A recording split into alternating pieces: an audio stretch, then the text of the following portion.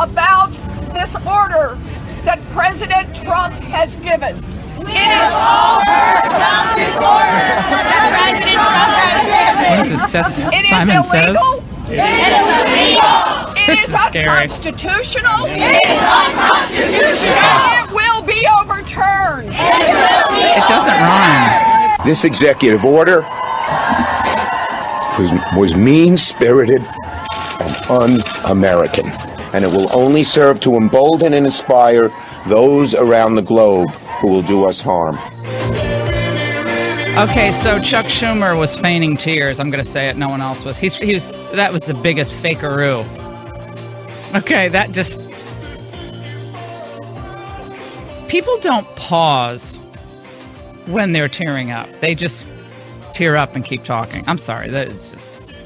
You all see that?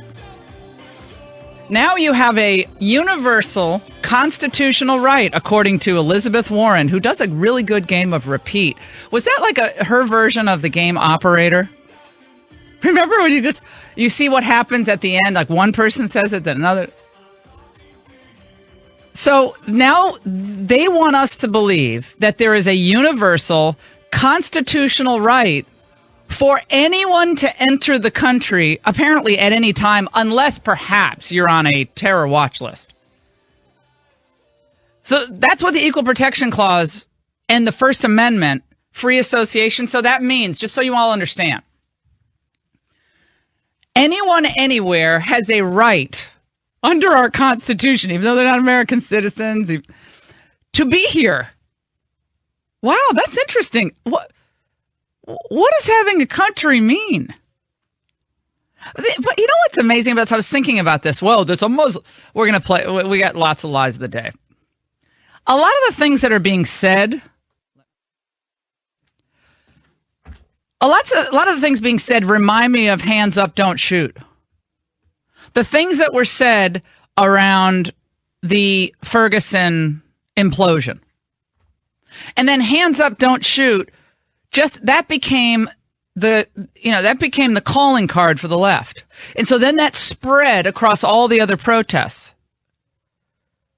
Well, the police brutality, whether it was a Freddie Gray or whether it was any of the other unfortunate incidents, all of it. So hands up, don't shoot turned out to be a lie, turned out to be totally false. But boy, that drove a lot of the left-wing activists to go out, and they had their signage, and they had their. And let me tell you something I don't like.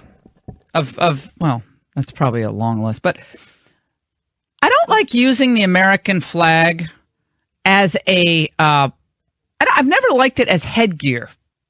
I don't like it on motorcycle riders who use it as a bandana. I've never liked that.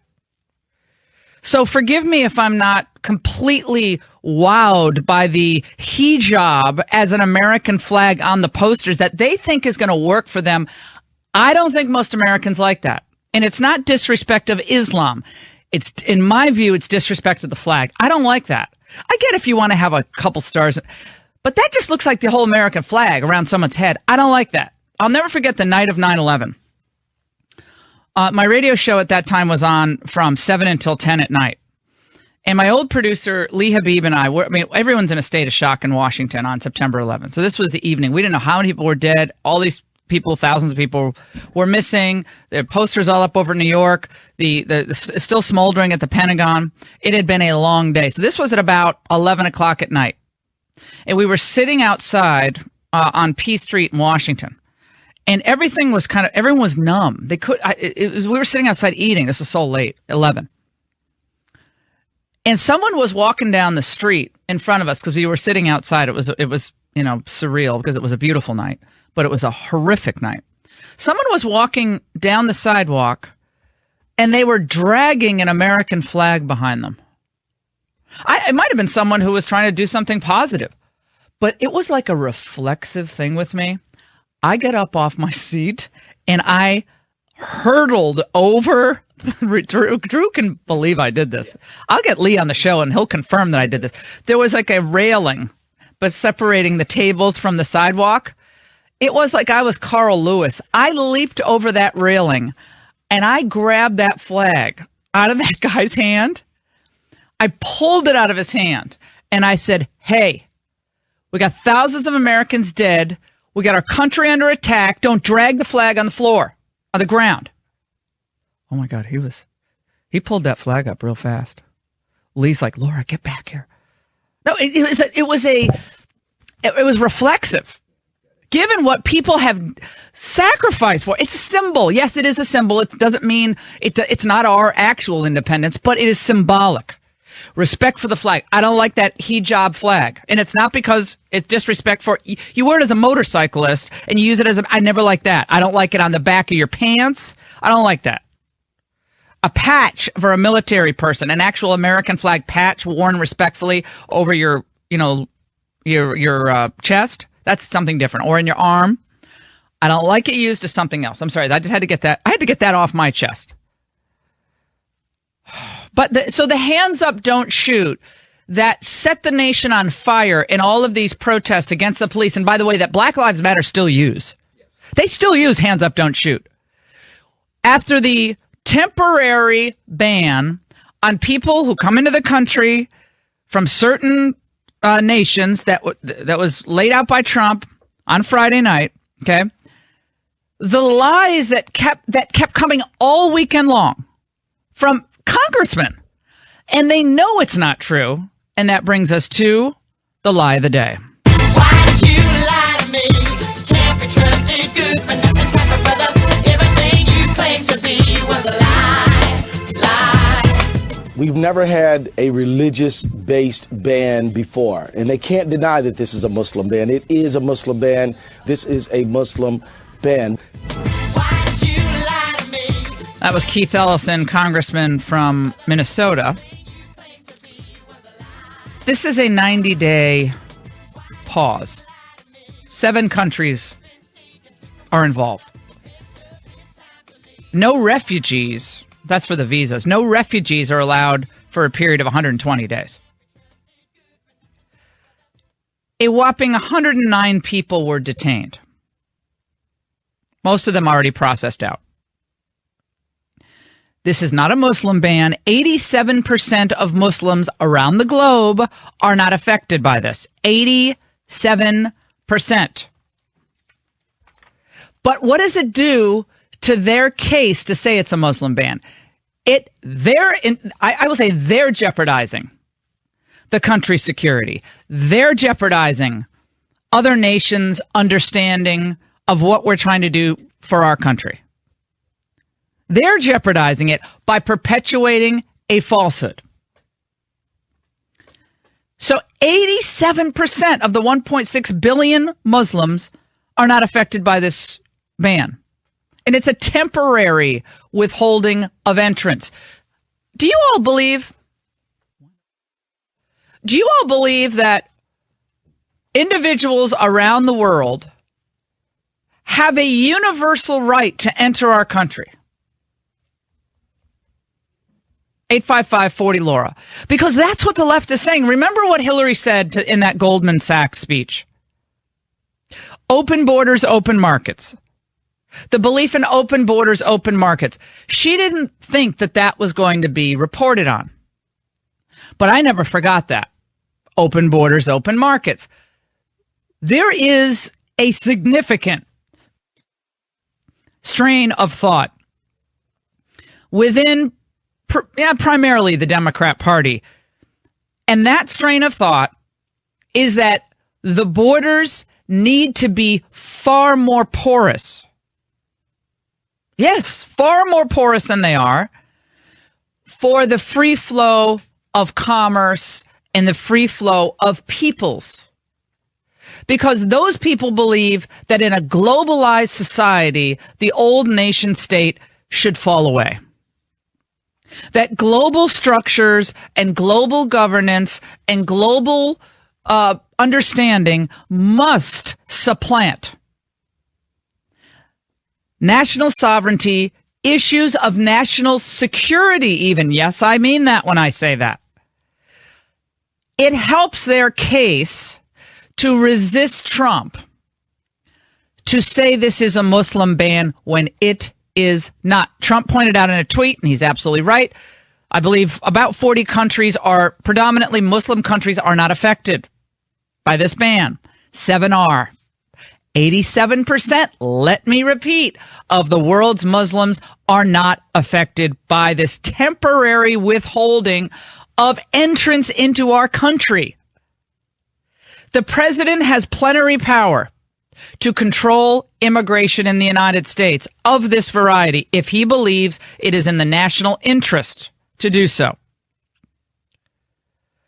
The hyperbole from the likes of Mayor de Blasio, Bill de Blasio, remember, who is so radical and out of touch with most Americans that he believed it was his right to supersede U.S. immigration law by offering IDs to people in New York who then can get benefits, citywide benefits, local benefits. A lot of people were concerned that they could get voting benefits, voting rights. Why? It's very confusing to people. You get this ID looks very official.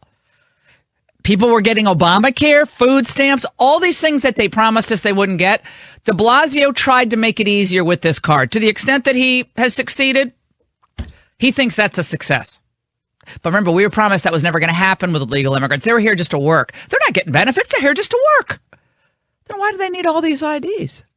They're here just to work. Why do they need the ID? Oh, so that allows them to work. Bill Clinton, Barack Obama, and George W. Bush all exercised their plenary power on the issue of immigration. Entry, exit from the United States. Bill de Blasio, one of many of the far-left Democrats, in a total, and let me say, feigned freakout. Look at the point in this executive order on religion. This should be chilling to anyone in America who cares about religious liberty. There is an exception made, a potential for the exception made for anyone who is not Muslim. There are no exceptions allowed for someone who is Muslim. Oh my God, I think that's a worse lie of the day than we heard from Ellison. Oh my God. They're just going on television and it's just a bold-faced lie. Now, we can talk about how this thing was rolled out, and I have my concerns with how this was rolled out, frankly. I actually had a chance to talk to Secretary Tillerson on Saturday night. I can't say what we talked about, but I had a chance to chat with him, talk with the Vice President, spoke with Paul Ryan, Justice Kennedy, spoke with him. It was a big weekend. Chief Judge Justice Roberts, talked to him. I had a very brief encounter with Jeb Bush, but I can't say anything more about that, but it lasted about 5 seconds. Now ask me how upset I am about that. So the United States now has a temporary pause on immigration from certain countries. And the Democrats are using this, as we would have predicted, to launch the resist Trump on everything totally across the board. So resist Trump on every issue, on every point, except maybe infrastructure, because they always like to spend money. Do you think that this is within Trump's authority? Well, it is, but that's not an important question. But do you think the rollout of this allowed the left to galvanize? Do you think the surprise of all of this was the way to go on a Friday? 855-40-LAURA. And the Supreme Court nominee will be announced tomorrow at 8 p.m. Trump is going, I'm hoping it's Judge Pryor, but I think it's Judge Hardiman. That's my sense. But it could be Judge Gorsuch. It's going to be one of the three. Otherwise, I'm really out of the loop. I think it's going to be one of the three. I hope it's Pryor. He's the absolute best. Hardiman second. Gorsuch not in my top 10. Sorry, not in my top 10. I mean, I'm not saying he's a bad person, but we got to go for the best right now. We'll take a break. 855-40-LAURA. We'll get to your calls. We have a president who's actually going to put American safety first. What a shock. Discover amazing products that inspire happiness and personal growth with FabFitFun. You get to indulge in premium fashion, beauty, skincare, wellness, and lifestyle products from top brands like Moroccan Hair Oil, Tarte Cosmetics, Oster Blondie, Perlice, The Honest Company, Zumba, Bar 3, and more. Join celebrity fans like Real Housewives, Lauren Conrad, Tori Spelling, Kim Zolciak, and more by signing up with a FabFitFun box. With FabFitFun, you receive a seasonal box of incredible full-size products 4 times a year. Each FabFitFun box costs $49.99, but always contain over $200 worth of products. That's an unbelievable value. Become a member today and get 20% off your first box when you use the code Laura at fabfitfun.com. That's $10 off, making your first box just $39.99 for over $200 worth of full-size products. The boxes sell out faster and faster each season, so don't wait. Get your FabFitFun box today.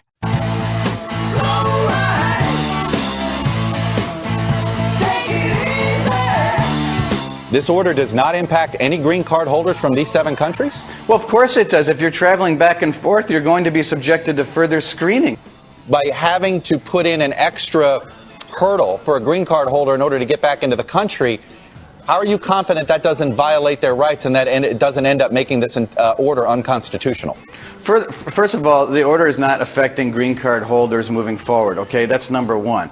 I'm confused. But I want to get. You keep saying going forward. You just said it did. I'm confused. You said it does. Green card holders. If you would just slow down for a second and listen, I could answer your question. I understand that, but you've twice confused me, so I'm trying to understand the clarity. It's because you don't stop talking, Chuck. I love you, but I mean, let me answer the question. I enjoyed that. You're listening to the Laura Ingraham Show, 855-40-LAURA. Chuck Schumer was. So, I'm talking about Schumer. I know that was Chuck Todd. But Chuck Schumer crying, I'm still laughing at that. Oh, my gosh. Fewer voters in New York, maybe, for him. That's why he's crying. But Chuck Todd versus Priebus, that was just classic. You see, this is what happens. You have these hosts of these shows who don't know the law. And so they think because some federal judge goes off half-cocked and issues a stay against the executive order, then because a judge, an Obama judge, issued the order, that's a win on the merits. Here's what I'll inform all the TV hosts out there who were wrong for the last year about Trump, year plus about Trump. A stay is called injunctive relief. It is not a ruling on the merits. And injunctive relief is temporary. So the court action was a temporary stay, meaning pause on the immigration order. Does not mean that they had it, that the judge herself had it right. But just because a judge says something, when they get the ruling their way, they think, oh well, we're right on this. It's a Muslim ban. Oh my goodness. And in the green card deal, I mean, that had to be clarified, and it was clarified. Andy McCarthy's going to stop by. He wrote a great piece at NRO about this and a lot more. Go to lifezet.com. Trump's wall rhetoric is now turning into a reality. How is that happening? Go to lifezet.com. Really got a hold on me. Really got a hold on me. You really got a hold on. We have a very good federal system that says local law enforcement should not create an environment that actually creates more danger, more crime, where local law enforcement is trying to enforce federal immigration laws. That puts a chill in communities, actually endangers people, because now you have immigrant communities that are afraid to even come to report crimes or cooperate with local law enforcement.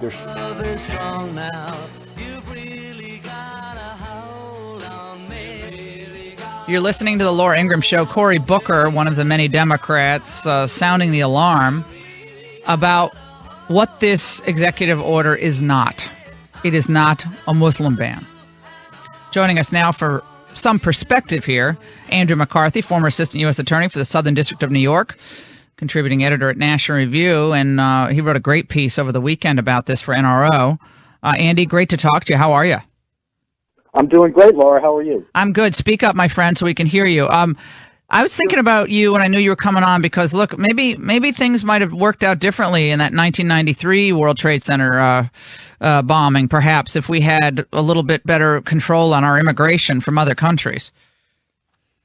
That's undoubtedly true. In fact, when the 9/11 Commission looked at the attacks from 2001 going backwards to the one in my case, what they found was completely ineffective immigration controls, including in connection with the blind sheikh, in connection with the guys who actually did the bombing of the Trade Center. We had guys who were driving cabs in Brooklyn who were here on the agricultural exclusion or exception. Oh, God.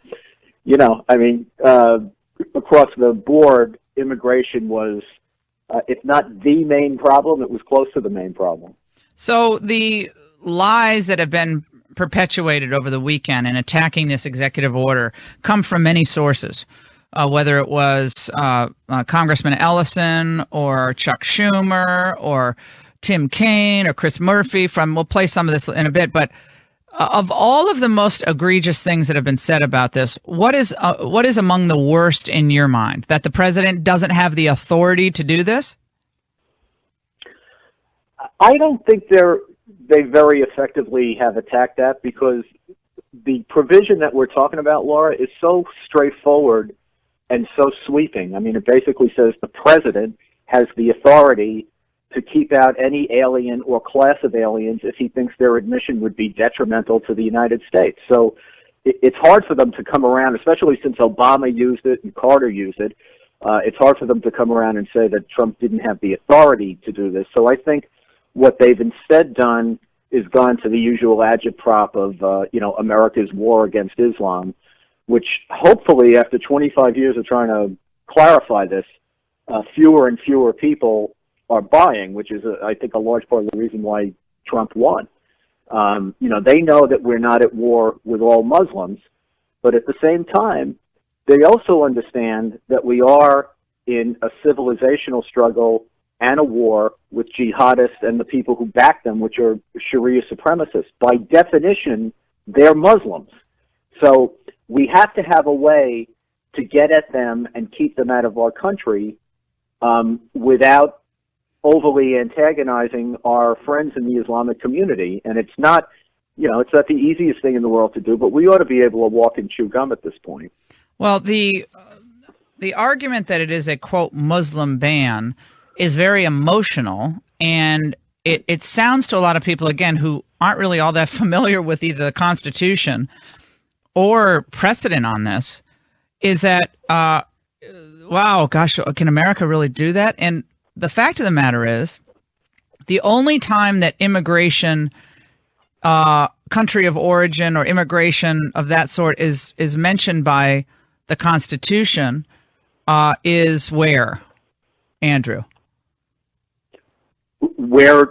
In the Constitution. In other words, people are saying that the president can't exclude people on the basis of religious background, religious affiliation. No, I think that's all preposterous. There's nothing in the Constitution. Thank you. That prevents the president from reacting to any threat against the United States. And what's I've been tearing my hair out, what little I have of it left, over the last couple of years, when this refugee stuff has come up, where they say we can't have a religious test. First of all, a religious test is written into the refugee law. What makes you a refugee is the legitimate fear of persecution. And as we know throughout history, and as our law explicitly recognizes, religion is a common cause of persecution. So written into the statute is the fact that you have to evaluate the claim by people that they are likely to suffer religious persecution. It's written right into our law. So to say that you can't have a religious test is preposterous. The one place the Constitution talks about a religious test is in the qualification for public office, which has nothing to do with what we're talking about in terms of the national security of the United States against alien threats. Yeah, well, so the idea that the president, if he wanted to do that, couldn't do that under the Constitution or or statutory law is false. Correct. That's shocking to people, I think. Again, this doesn't go right at the issue that we've talked about before, Andy, of a population, unfortunately, of people in the media and others, frankly, who are at these protests who actually don't know anything about the Constitution. They don't know anything about it, so they just spout off. Yeah. And then they think, oh, well, Chuck Todd won't know the difference either, so let's make this a big story. And the worst part of it, the cherry on top, is that I think a lot of the media does know what the truth is, but they obfuscate it. I mean, there's perfectly smart, well-informed people in the media who know a lot of the stuff that they're spouting is five-alarm nonsense, and it's their job to clarify it. But they're playing for the other team, so that's what we're dealing with. So the concern from some who don't necessarily oppose what the president did on Friday is that there were only 7 countries in the temporary ban on the visas coming into the country, people with visas coming into the country.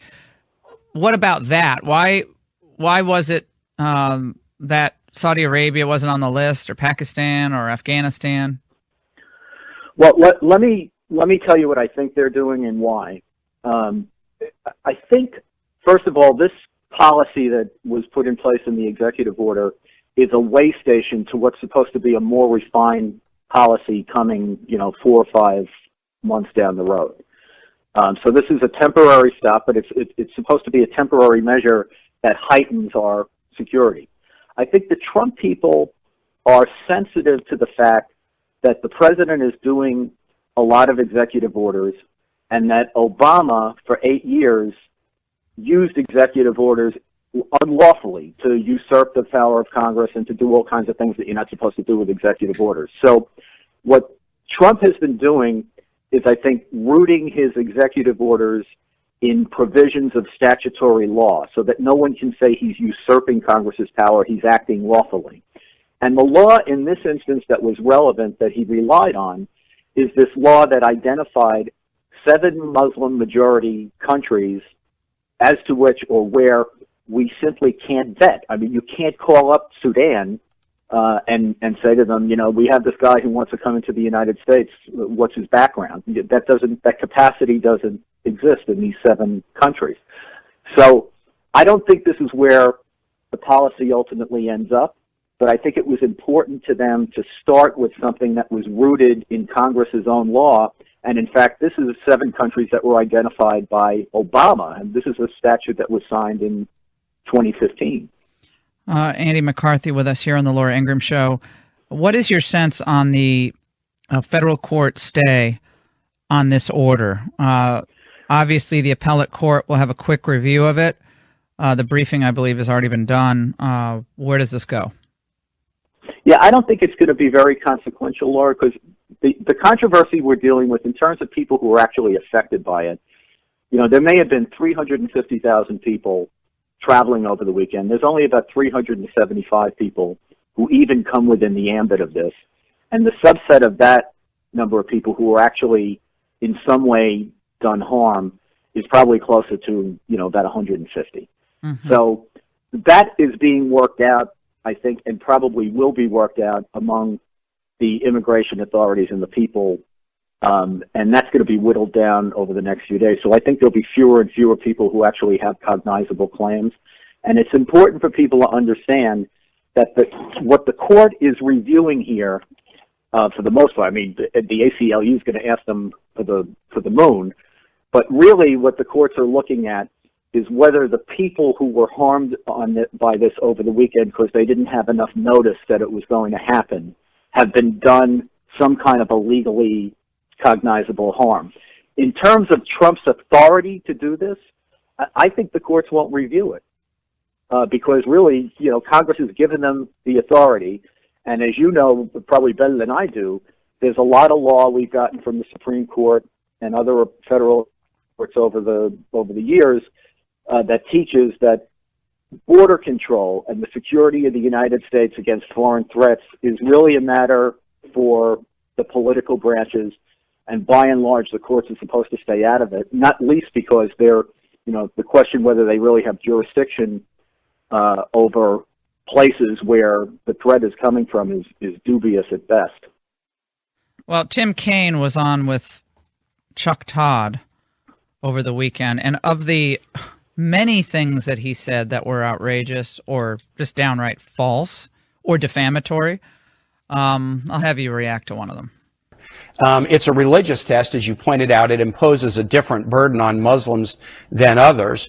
And the irony is not lost on me that it was issued the same day as the White House issued their Holocaust Remembrance Day proclamation that, unlike any previous administration, removed all reference to Jews. So you put a religious test on Muslims and you try to scrub reference to Jews in the Holocaust Remembrance. This was horribly, horribly mishandled.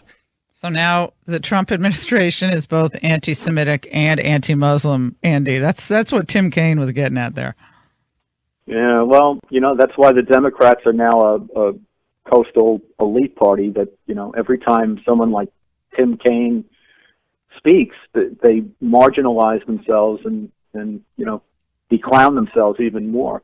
I mean, that's just like flat out stupid. And I think, again, a large part of the reason that we have President Trump is that most Americans, especially those outside the D.C. New York corridor and away from the West Coast, most Americans understand that we have a profound threat from radical Islam, that it's not all Muslims, but it's not an insignificant number of Muslims, and that we have to work to separate our enemies from our friends. And they're not, they understand that this is never going to look pretty or perfect, and they get the religious implications of it, but at the same time, they are going to, I think, gravitate toward people who are trying to improve American national security and clearly doing it within what the law allows. What did you think about the rollout of this? Could this have been produced better on a Friday?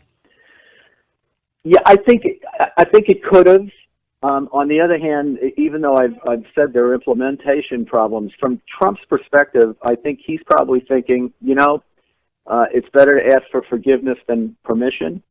And if I had said, the order goes into effect in 30 days, there would have been all kinds of court challenges and the like. At least now he's able to litigate it from the standpoint of the new vetting is in place. And maybe there were, some unfortunate hiccups at the beginning, but at least it's in place. Whereas if he had done it a different way, maybe there would have been all kinds of court interference. Andy, your piece was great, and you really, in a very quick order, short order, turned that around to explain to a lot of people why the hysteria is really unfounded. And the legality being questioned was also erroneous. Thank you so much. Andy, come back soon, okay? Yeah, my pleasure, Laura. Thank All right, you. Trump's exclusion of aliens from specific countries is legal. Andy McCarthy's piece, both on Facebook and LauraIngraham.com. We'll close this hour out. Boy, we're jam-packed today. We'll get through it together. And remember, LifeZet, make sure to download that app, along with Laura 365 memberships, flying. I know you guys love listening to the show anytime you want, anywhere you are. And you can listen to it commercial-free. So go to LauraIngraham.com, and always, Laura 365. Don't go away. All right, could it be that conservatives are finally flushing the transgender bathroom issue? Go to lifeset.com. And the specs for a border wall. How will it be built? What will it look like? We got cool stuff on LifeSet, so make sure to go there. And we'll get to all your calls, the hysteria over the ban that isn't really a ban. We have a temporary pause. Heaven forbid a president actually looks out for the safety and security of this nation.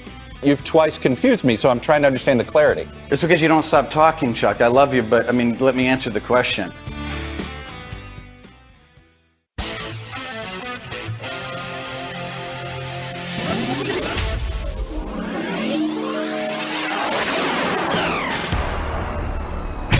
Your healthy radio addiction starts now. Power to the people!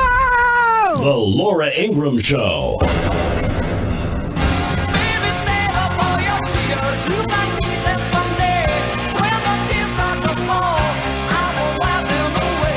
The National Security Council is critically important to our thinking about challenges. And the National Security Council, sadly, has some really questionable people on it. The National Security Advisor, General Flynn, is a pro-Russian conspiracy theorist. The administration just added Steve Bannon with his ties to a news organization that traffics in anti-Semitism to the National Security Council. So we put General Kelly and General Mattis in place. Many Democrats supported them because we want to save this country.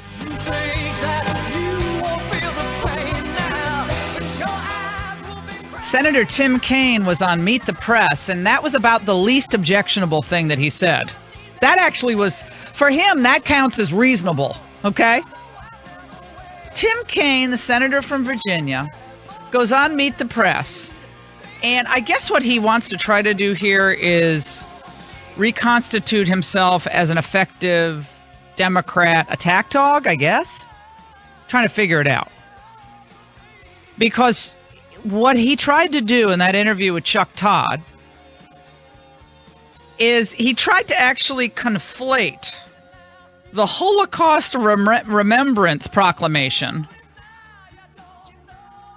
with the issue of the Muslim ban, and put that all together as one big, tarring of Donald Trump as not just anti-Muslim, but also an anti-Semite. This is the worst kind of left-wing smear, and it's the same thing that we saw during the campaign in a variety of forms that didn't work. The more you say you're racist, you're anti-immigrant, you're xenophobic, you're protectionist, you're whatever, pick your poison. In this case, the more you just throw that out there, the less effective that attack becomes. Because the idea that Donald Trump, one of his top aides in the White House, is an Orthodox Jew, and his daughter converted to Judaism, is somehow an anti-Semite, is just preposterous. But this is all they have, is the smear game. The chief political advisor in the White House, Steve Bannon, who is connected with a news organization that traffics in white supremacy and anti-Semitism, and they put out a Holocaust statement that omits any mention of Jews. Remember, earlier administrations have done these statements. And so the first thing you do is you pull up to see what earlier statements have said. And the earlier statements, President Obama, President Bush, always talk about the Holocaust in connection with the slaughter of Jews. The final solution was about the slaughter of Jews. We have to remember this. This is what Holocaust denial is. So the answer to the temporary ban from admitting people from 7 countries, by the way, 87% of Muslims are still allowed to apply to come into the United States. 87% are not affected. Tim Kaine goes on Meet the Press and says, oh yeah, and by the way, they're not just anti-Muslim, they're anti-Semitic. This is where the Democrats are today. This is why they fail every time. Donald Trump is doing what, in his estimation, is the right thing to do for the safety and security of the American people. When the 9/11 Commission concluded that we needed a fingerprint database and it's called the entry-exit system for individuals from certain countries, that was in the 9/11 report. Was that anti-Muslim? A database. You got to track these people. Well, that's what they said. Well, of course, that implementation fell far short of what it was supposed to be. But the biometric system to protect Americans that was advocated for, concluded to be the best thing by a bipartisan group on the 9/11 Commission, was that part of the big conspiracy, the Bannon conspiracy? I watched that Tim Kaine on Meet the Press, and I thought to myself, poor Virginia. Poor Virginia. I mean, all the great people of the Commonwealth of Virginia, this can't be the best that you have to represent your state. If you want to quibble with the countries that Trump listed in the executive order, if you want to, fine, do that. But the idea that this is anti-Muslim, when the overwhelming majority of Muslims are not affected by this, and by the way, only 109 people were. slow down on their entry to the United States or process because of this executive order. But it's all about organization. This is all about power and politics. It has very little to do with a practical understanding of either national security or the plenary powers of the President of the United States. 855-40-LAURA. Let's go to Steve in Wyoming. Oh, of course, other presidents use their plenary power in ways that affected the screening of individuals from coming into the country and delayed entry of people who can come into the country for specific reasons. Steve, go ahead. Yes, I was watching a video this morning of Bill Clinton. He was, in 1995, he was proposing more border control back then, and even got, I guess, standing ovation from everybody in Congress. So for them to sit there and call Trump a racist, I think they're pathetic. Well, we have the audio, actually. This is Bill Clinton in 1995, I believe. Let's listen. All Americans, not only in the states most heavily affected, but in every place in this country, are rightly disturbed by the large numbers of illegal aliens entering our country. The jobs they hold might otherwise be held by citizens or legal immigrants. The public service they use impose burdens on our taxpayers. We are a nation of immigrants, but we are also a nation of laws. It is wrong and ultimately self-defeating for a nation of immigrants to permit the kind of abuse of our immigration laws we have seen in recent years, and we must do more to stop it. So what's the problem? Now, Hillary was tweeting over the weekend, joining the protesters in tweet form. Elizabeth Warren, Pocahontas, went over to the Logan Airport. Pocahontas spoke. I can't torture my... We are against torture here on the Laura Ingraham Show, by the way. We are against torture, so we are not going to play Ruth Buzzy Warren talking about the so-called Muslim ban, which didn't exist. Doesn't exist. But they were all out. Everybody trying to... Oh, we got to play the Schumer. Before we do anything, we got to play Chuck Schumer, who...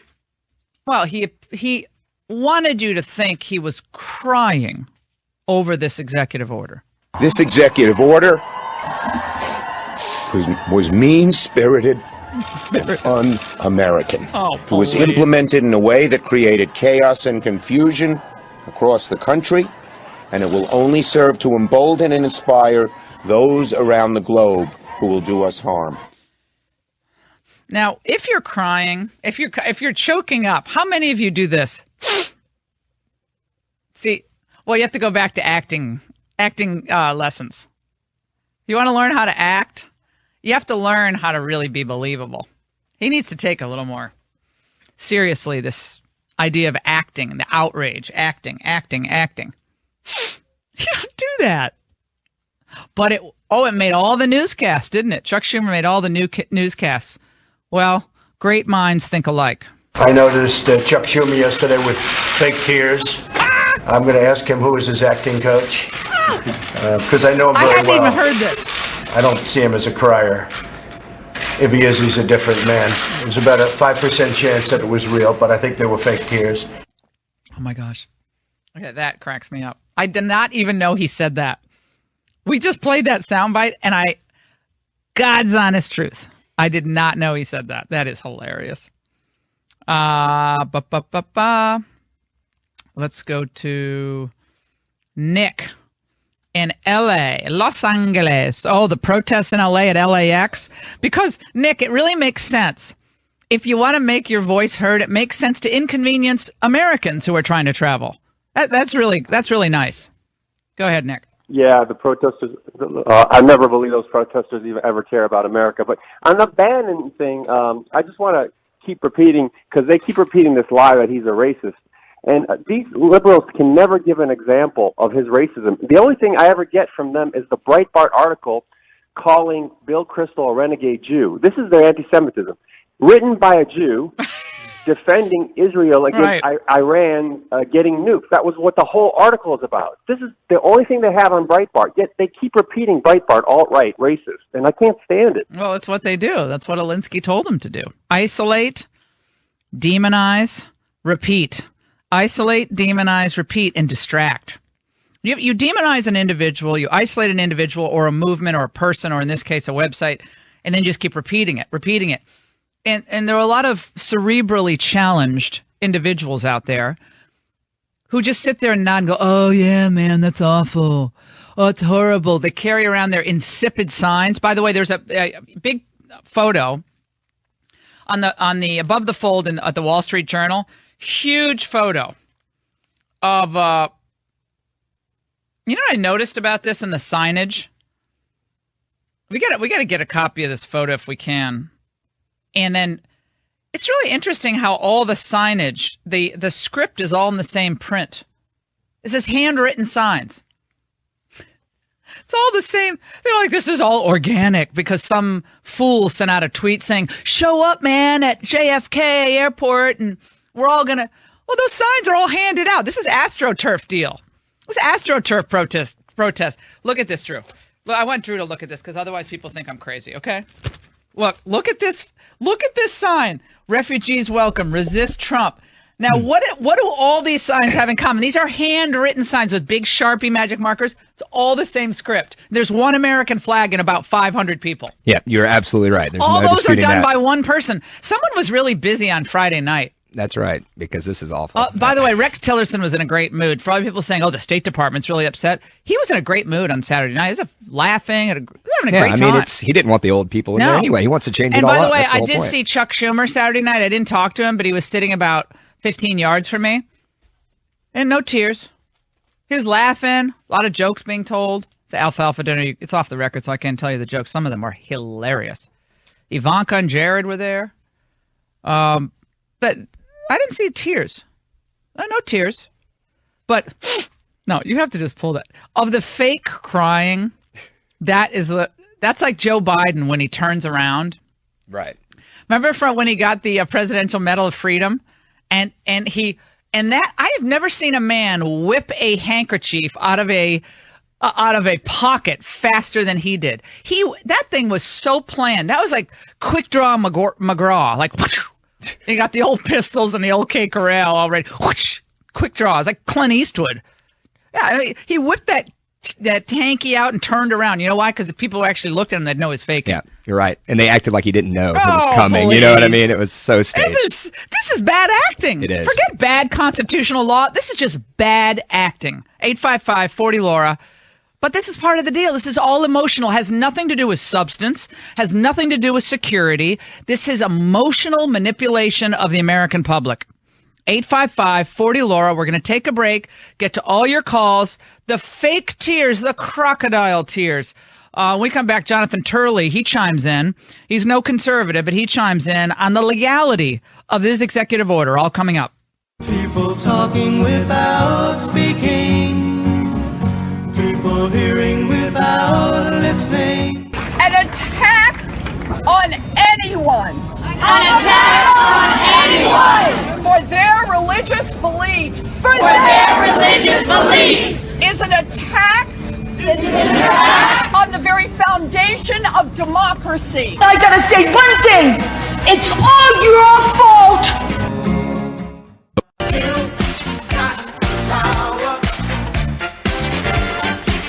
The question is, does the president have authority to restrict entry at the border? And president's power is at its zenith at the border. The courts have historically given great deference to the president. He has the advantage here. Putting aside all these objections, historically presidents have been allowed to do very similar things. In fact, President Obama just last year told the Supreme Court, courts should not second-guess presidents on immigration and national security questions. You are listening to the Laura Ingraham Show, 855-40-LAURA. Well, Jonathan Turley, no raging conservative, said this is the president's plenary authority to do this. What about, though, the nation of origin, though? You can't discriminate against immigrants. God, is Joey, there a possible win there? Probably not. Presidents historically have said that these regions or these areas are matters of concern. The president here is saying, I want to freeze refugee entries until we can have a better vetting process. What you're asking a federal judge to do is to substitute his or her judgment for a president saying as a national security matter. Won't do that, will they? They will not. Yeah, what you want is an unelected judge to make national security decisions for the president. Can you imagine how idiotic that is? By the way, Trump doing a small business event today at the White House, very smart. Moving on to an economic whirlwind of rescinding regulations that stifle small business in the United States, extremely smart. Supreme Court decision will be tomorrow. An entirely new thing for the left to protest. Resist Trump. The left is saying resist him on everything. We want constant protests. A real way to win the American people over is to inconvenience their travel. Now, Drew, you were at the Birmingham airport yesterday. What did you see? I was. There? They actually blocked, where you're departing and arrival, so I had to go underneath and go into the arrival part instead of departing, so they weren't letting anyone departing. I mean, this was just all kinds of you could just tell the type of people. They didn't have jobs. They were professional protesting poorly class. Dressed, just, I hate to say it, but basically slobs. And then they had the same dumb protesting signs. They didn't even know what they were protesting. No, some of the signs don't even say what is actually happening and what's going on, as you point out with the Muslim man, So it's ridiculous. But they don't even know what they they're were protesting. at Hartford. My friend of mine was at Bradley Airport in Hartford. She was sending me photos. I tweeted it out yesterday. Thank God they were not at DCA. I was very surprised, but I guess they were in front of the White House, so that makes sense. Well, first of all, let me just say this. How is it legal to have a protest inside an airport? They get on you if you even take a photo near TSA, right? Yep. You try to take a photo near those screener things. What are those called? The screener. Metal detector screening. Yeah, whatever they're called. Security detectors. Those things that make you look naked. Trump did say that they're going to be doing cell phones now. They're checking cell phones more thoroughly. I'm not sure. They don't know the details yet, but they are going to be scanning for cell phones more thoroughly. Good. Yep. You know something? We have been inconvenienced in our travel since September 11th. Well, shortly after that. We've been inconvenienced. We've had to go through rigmarole at the airport. We've had our war heroes subjected to humiliating searches. We've had elderly in wheelchairs lifted up and embarrassed because of the ridiculous searches. We've had women with baby carriages being humiliated. And now we're supposed to lose sleep because 109 people from 7 different countries, they had to be processed a little bit more aggressively yesterday. Who cares? Where's the concern about the average American's inconvenience? Don't go away.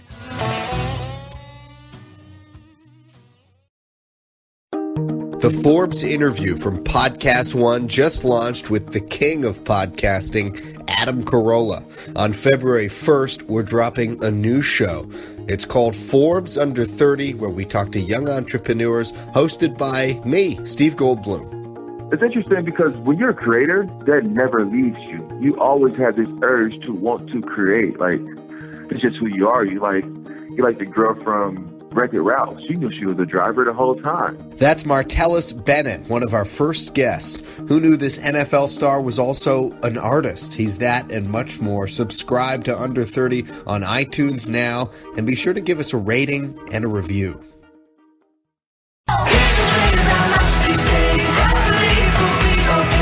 Is it a Muslim ban? Totally. It's not a Muslim ban, but we were totally prepared. It's working out very nicely.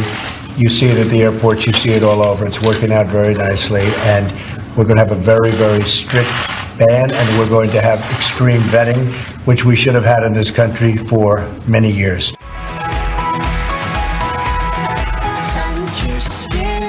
So the media's response, their response to a 10-day period of action. He's not sitting back and acting in a passive manner here as the nation's chief executive. No. Trump's decided to take action. And the focus here is Trump has already hit a 50% disapproval rating. That's faster than any president in recent memory. He's just gotten started. He's dealing with a media. They are so dishonest, predictable, either uninformed or purposely so. And they will allow Democrats to come on their shows almost unquestioned. very little pushback when Democrats will come on and say things that are verifiably untrue about the administration. State them as fact. They're not facts. They're, in fact, prevarications, to put it kindly. And so you don't really blame Trump saying that the media is like just the loyal opposition. Not everybody, but too many people. And so I don't think that most in the Republican, Party are in all that much disagreement with what Trump is saying about that. Maybe they'll question the rollout of this temporary ban on refugees and temporary ban on people coming from 7 countries. But the idea that somehow the media are honest brokers just calling balls and strikes here, of course not. And one of the great things that Trump required in one of the executive orders last week is more transparency in reporting the crime committed by illegal immigrants.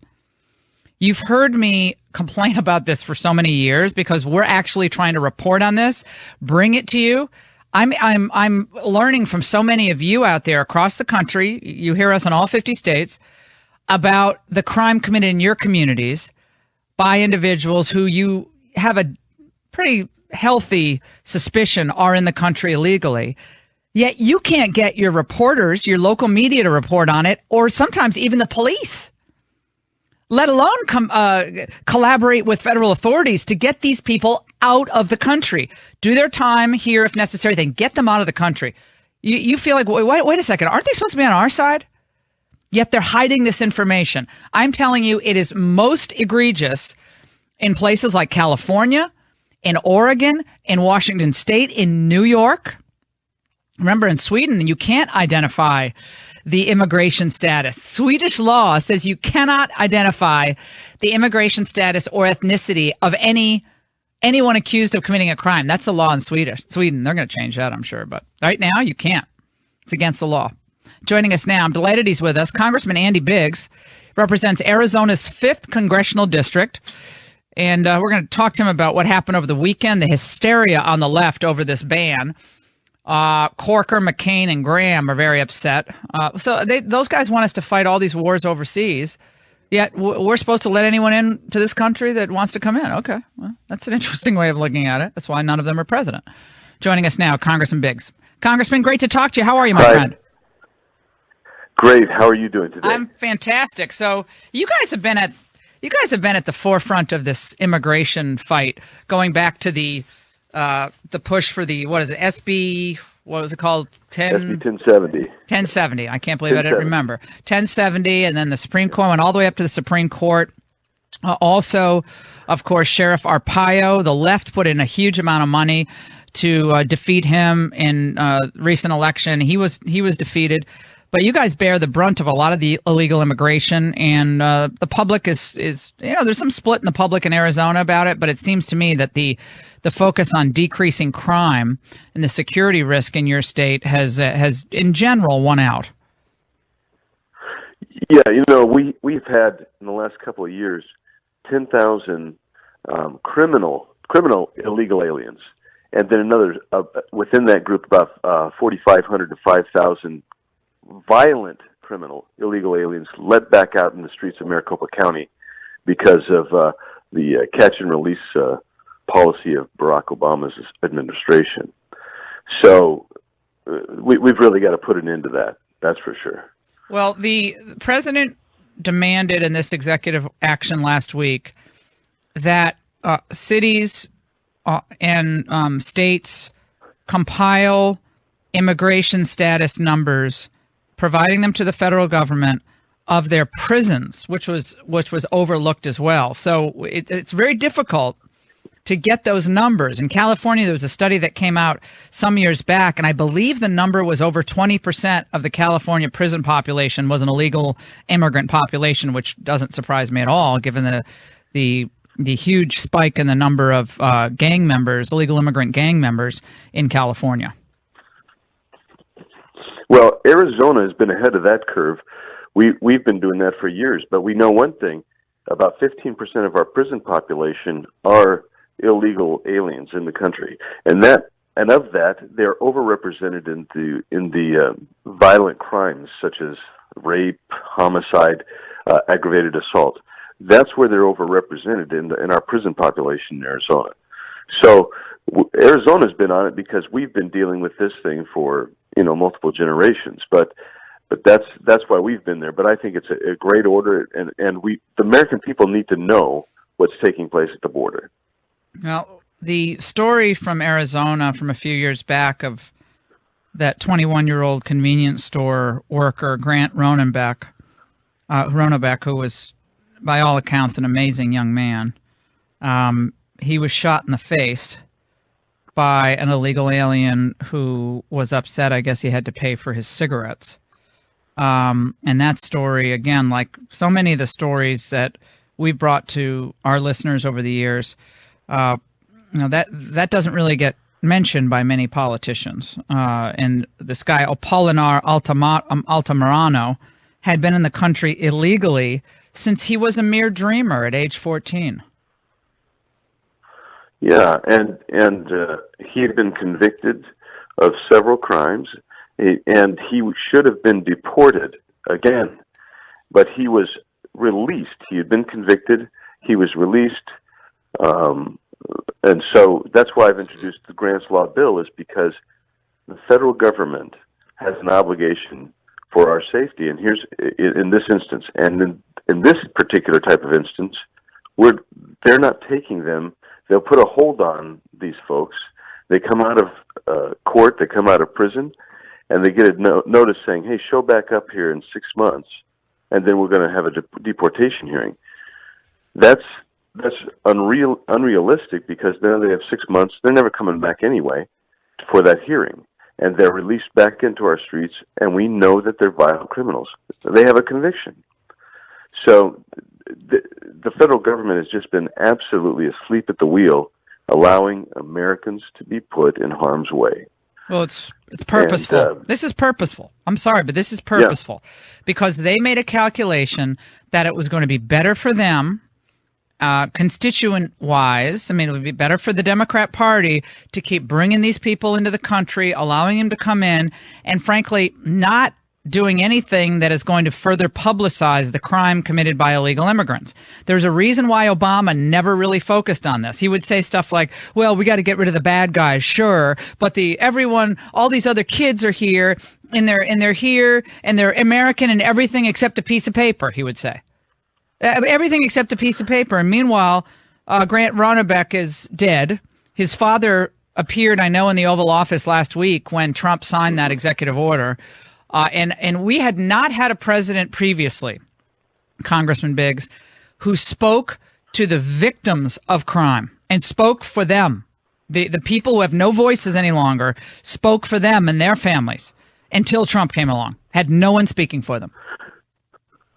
Absolutely, and I am so grateful for President Trump. He's been vigorous. He's been out there. People are mad at him, but he's doing exactly what he said he would do. He is an energetic, vigorous personality, and he promised us he would do things on refugee. He promised he would do things on the border. He promised us that he would do things for the victims of criminally violent, illegal aliens. That is what he is doing, and I think that there's more that applaud him than the loud folks that are screaming right now. What about the Republicans who are people like your Senator Jeff Flake, your Senator John McCain? Both of them have been, in my view, usually terrible on the issue of immigration, and there's no secret that neither of them really likes Trump. I had half a mind to move to Arizona and run against Flake. That's how enraged I am at what Flake has said over the years. But why do the Arizona people keep sending these people back to power? This is what I don't understand. How are they representing what's best for the Arizona people if they're not clear on the fact that our sovereignty and our security and, frankly, yes, our economy, because these jobs should be done by Americans, they don't speak for them. I don't. For the life of me, I don't understand why Arizona votes for these people. I just don't get it. Well, Sheriff Joe is a prime example. This guy was on the front lines. He was enforcing the law, doing a great job. And George Soros came in with $3 million against Joe Arpaio, and was able to take out Sheriff Joe this past time. So Arizonans, by and large, even today, support the remnant of SB 1070, probably around 65%. But I will tell you that there is a coalescence around the criminally violent illegal alien going on, even in our state, where the liberal columnists who usually take me to task are supporting this grants law bill, because even they get it, that if nothing else on illegal immigration, we should be deporting these people who are a hazard to us, that are causing crimes, killing people and maiming them. We should get them out of here. And Mexico doesn't want them back. Mexico doesn't want them back. Honduras doesn't want them back. Guatemala doesn't want them back. Salvador don't. They don't want them back. They got to take them back. I mean, or what? What do we do? Well, I think Trump's on the right. President Trump's on the right track, where he's talking about, we're going to start eliminating your participation in visas to come here at ambassador levels and your delegations. We're going to start there. And it's been done twice in history, and both times those states took their criminally violent illegals back. And that's not an unreasonable thing to say. Look, these are your people. They're your citizens. We're sending your citizens back to you, just as we have to take ours back. But that's the leverage that you put, is that you can't come in. We're not going to let your people come in with visas if you're not going to take back these people. Good. I mean, they take care of their country. We take care of our country.